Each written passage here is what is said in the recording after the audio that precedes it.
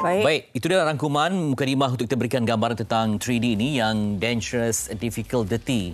Siapa yang sanggup terlibat sebab pembersihan, yang katakan bayangkan dalam bidang yang perlu mencuci katakan sisa kotoran yang mungkin terpaksa panjat itu dan ini, dan juga pelbagai cabaran ditempuh untuk mencari rezeki. Dan ini bidang yang perlu kita gerakkan bersama. Ada pembangunan, ada juga 3D ini sebagai pelengkap kepada pembangunan itu. Dan saya percaya ini juga kesan daripada COVID yang 2 tahun ni kan. Itu juga memberi satu impak besar apabila banyak sektor pekerjaan yang kekurangan tenaga kerja ini. Jadi kita nak terus berbicara berkenaan dengan isu belia dan pekerjaan dalam sektor 3D. Bersama dengan Profesor Madya Dr. Muhammad Mursyid Arsyad yang merupakan pensyarah di Jabatan Pemajuan Profesional dan Pendidikan Lanjutan Fakulti Pengajian Pendidikan Universiti Putra Malaysia UPM. Terima kasih, Prof. Terima kasih. Okey. Baik, itulah isu ini kritikal. Dan kita pun 2 tahun umpama pergelutan lah dalam COVID-19 pandemik semua. Jadi semua berserak mencari rezeki, mencari kehidupan baru. Jadi untuk kembali rancak dalam bidang yang asal itu, pembuatan peladangan yang memerlukan tenaga semua agak terbatas. Jadi macam mana melihat isu ini? Ya, terima kasih kepada saudara Fitri dan juga saudari Fariha. Terima kasih kepada Malaysia Hari Ini. Jadi saya rasa satu topik yang menarik dibincangkan kerana ini merupakan isu semasa yang merupakan perkara pokok bagaimana kita nak menjana semula ekonomi dan juga struktur sosial. Kita tidak dapat nafikan dengan pandemik COVID-19 sebenarnya banyak merubah struktur sosial, ekonomi dan segala-galanya, dan kita perlu menyusun semula supaya sektor-sektor terutama sektor pekerjaan dan termasuk sektor 3D ini diberi perhatian. Dan isu pokok sekarang adalah golongan belia, sejauh mana golongan belia sebenarnya menempatkan diri mereka di dalam sektor-sektor 3D ini. Dan kalau kita lihat dari segi macam saudara Fitri bangkitkan tadi kan, dari kalau kita tengok dari segi Jabatan Perangkaan Statistik Pemburuan dan juga Pekerjaan, kita dapati kadar pengangguran sebenarnya memang kita nampak ada pemulihan di situ.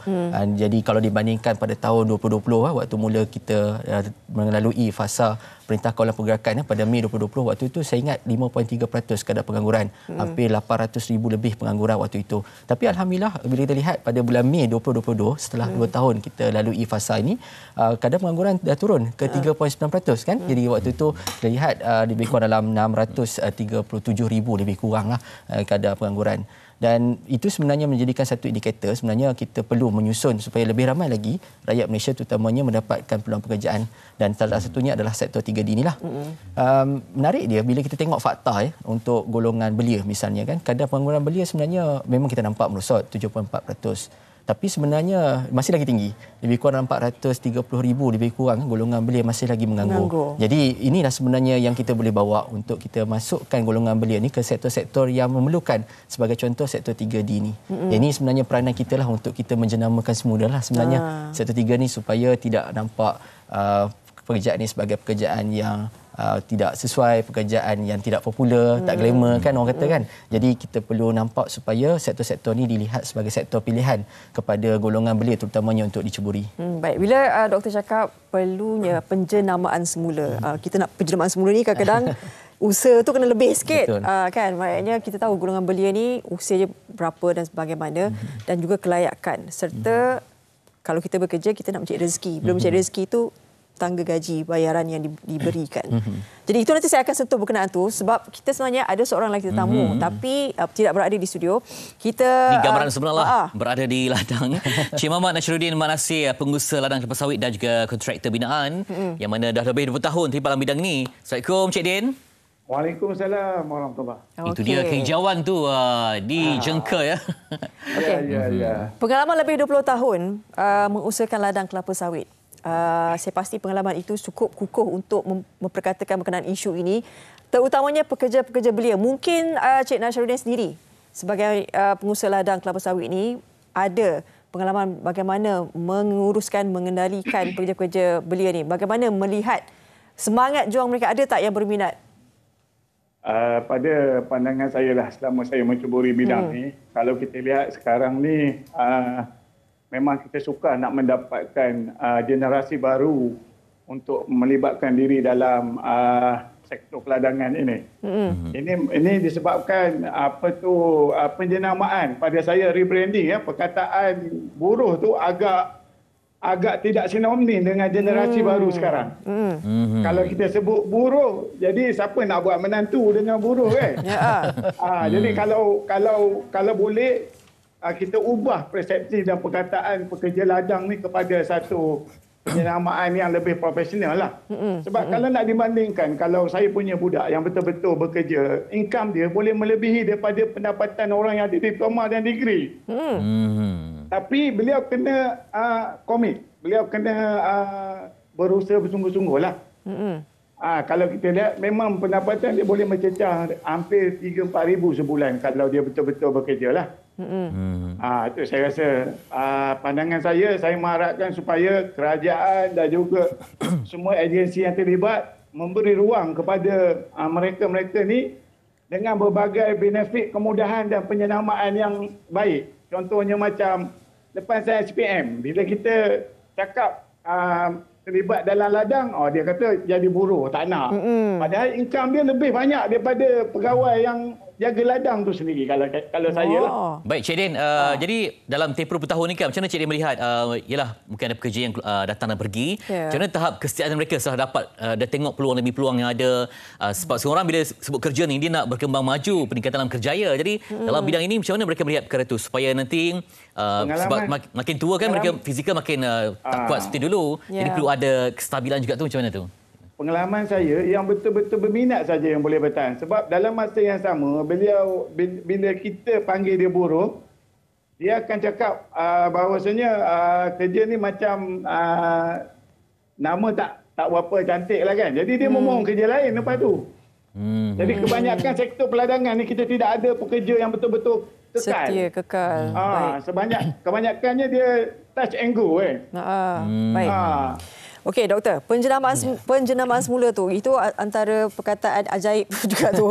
Okey, tadi kita dengar mungkin tenaga gaji yang diberikan lebih daripada diploma, degree, 3-4 ribu sebulan. Tapi bagaimana? Ini kalau kita lihat tadi apa yang Cik Nasruddin cakap tu berkait dengan psikologi. Bagaimana peranan sepatutnya boleh nak ubah tu, sebab susah kan nak ubah tu? Bagaimana? Sebenarnya banyak faktor yang kita boleh lakukan untuk menjenamakan semula dan memerlukan sinergi semua pihak. Bermakna daripada peringkat sekolah lagi, kita perlu mewar-warkan, perlu membugarkan tentang kepentingan untuk bekerja dalam sektor-sektor ini. Kerana sektor perkhidmatan ini merupakan sektor yang penting. Kan dalam istilah bahasa Inggeris, essential services, memang perkara penting. Kalau tak ada sektor ni, kemungkinan rantaian sosial manusia itu akan terbatas. Dan kita lihat, bila kita buka konteks sektor-sektor 3D ni, contohnya sektor difficult, dangerous and dirty kan, sebenarnya kalau lihat banyak sektor-sektor lain yang kita boleh kaitkan dengan sektor 3D ni, antaranya selain daripada sektor peladangan, pertanian seperti mana yang Saudara Din maklumkan tadi, sebenarnya sektor pembuatan juga memainkan peranan penting kerana kita lihat sekarang ni negara pesat membangun, dan dari segi sektor perkhidmatan misalnya sekarang ni banyak perkhidmatan dalam talian kan, jadi semuanya berkembang dengan begitu pesatnya sekali. Dan juga kita lihat dari segi sektor-sektor yang berkaitan dengan pembuatan, itu juga merupakan sektor manufacturing yang sebenarnya perlu kita lihat supaya lebih ramai lagi golongan-golongan muda untuk golongan muda ceburi. Terasa mungkin juga cabaran persepsi tadi kan, biasa terkait dengan warga asing. Jadi mohon tak mau sinonimkan dengan perkara itu. Betul. Sedangkan mereka tak nampak peluang demi peluang. Jadi macam mana untuk memberikan mereka, mencerahkan persepsi ini?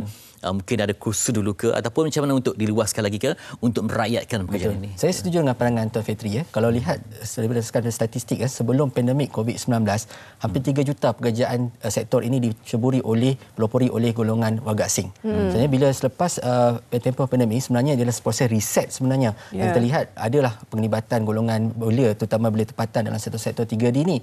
Cuma kita perlu perkasakan lagi.